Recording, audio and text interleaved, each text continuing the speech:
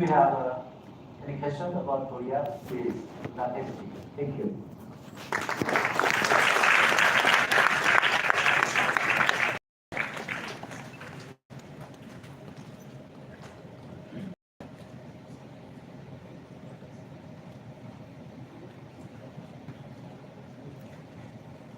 So we have around 15 minutes for question answer session. So you can raise questions on India-Korea relations and other things.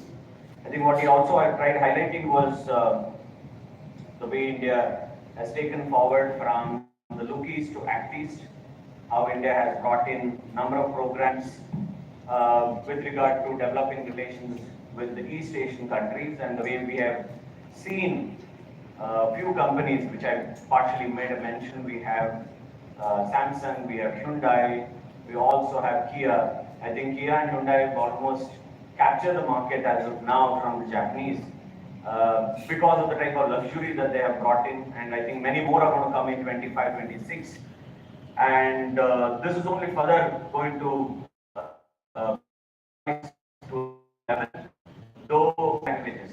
There is that connection. He already the connection that they have. They perceive Ayodhya to a lot of other things. We have commonalities in looking. So there is a civilizational touch to the whole relationship with a pragmatic modern day requirement of transactional diplomacy that's also there embedded in the relation itself. And it only further leads to greater potential because the big step that was taken by South Korea to start a manufacturing hub here is one of the key initiatives in India moving from a service sector to a manufacturing sector. No country just relying only on a service sector will never be able to compete, and our idea of becoming whatever the $1 trillion economy will not be able to achieve just being a service sector. We are giants in the service sector, there's no doubt about it. We have our strength in pharmaceutical industries.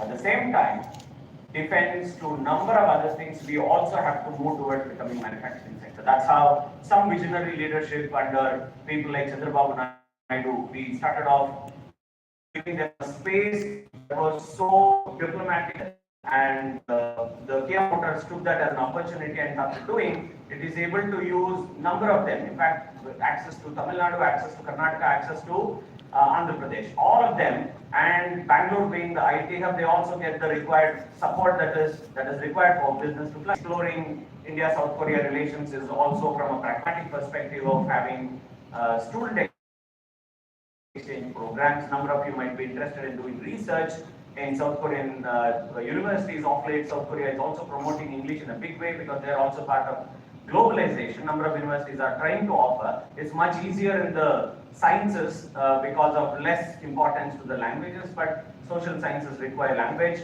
and they are working on that proficiency. We are also trying to explore other opportunities to look for collaborations and other things. They also hold education fair. Last year they had it in December. We're also trying to have that. This morning we also happen to have an interaction with the Vice Chancellor, trying to explore what other ways India, South Korea can contribute, and more specifically Pondicherry University can contribute, wherein South Korean language also came, Korean language came as an important factor. We're exploring that as an option if our students in the graduate program, even in the postgraduate program, can have it as one of the options to learn a foreign language. That's an advantage that we have. Those of you who are proficient in English and specifically from the humanities, there's an opportunity that you can go as English language teachers, the way they're doing with France, they're doing with many other countries. China is exploiting this situation in a big way. So that is also another possible area. Number of you from seeing South Korea as a soft power in international relations to a manufacturing hub, India-South Korea relations in multifaceted way. There are numerous opportunities that are available here. I think this is heading towards becoming a mature relationship between India and South Korea. Now, having said that, now the floor is open to each one of you who can raise your questions in a civil manner, and we will take that up with the CG. Yeah, someone can pass on the microphone there.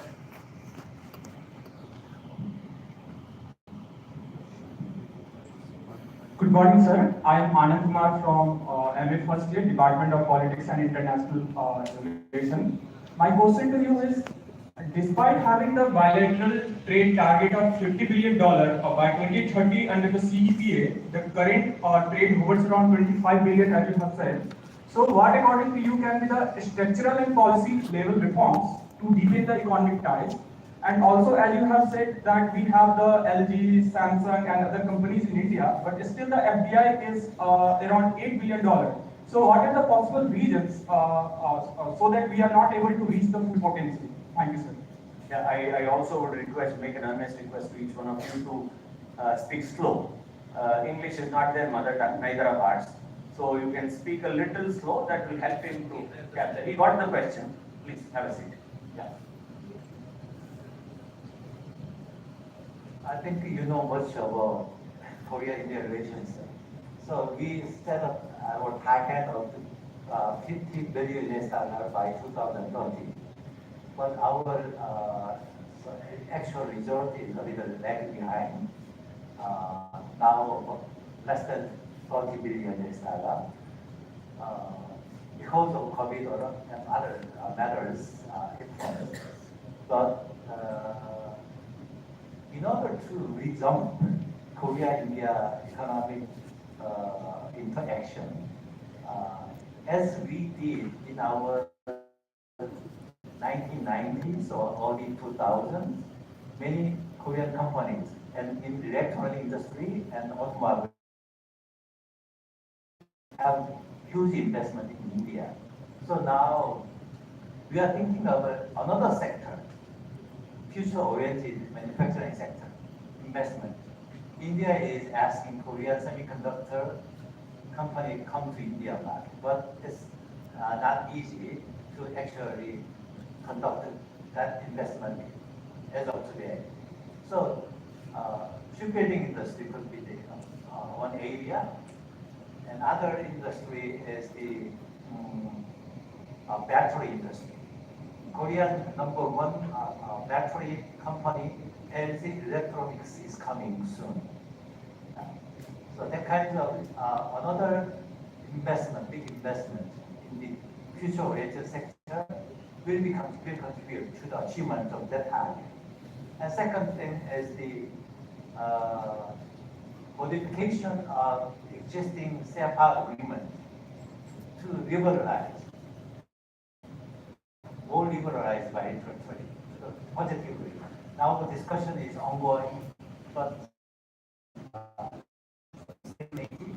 so we want to revitalize this negotiation and come to the conclusion to the positive way in the near future. That's our agenda and strategy to achieve that purpose. Thank you, sir, for your presentation. Sir, I have a question, like, as I saw in the presentation, that India's South Korea's total fertility rate is 0.75 and India's total fertility rate is 2.05. So, do you think low total fertility rate of South Korea affects its foreign policy decision making, especially the economic aspect of foreign policy, and especially when it deals with countries like India, which has high total fertility rate? So, what's your take on this?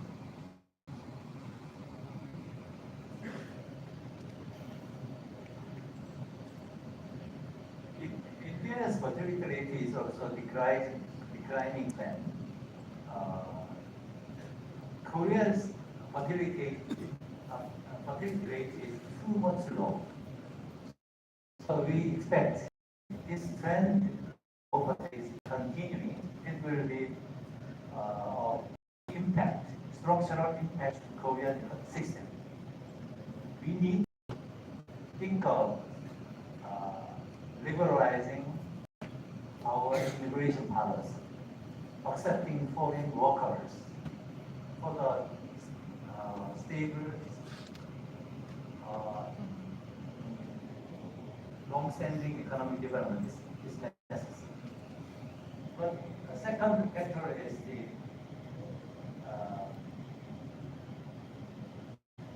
with AI development, the importance of labor force is decreasing.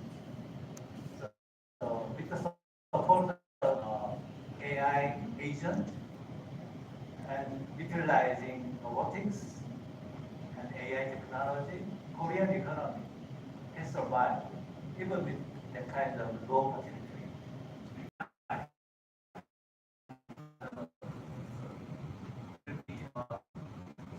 This guy is Korean.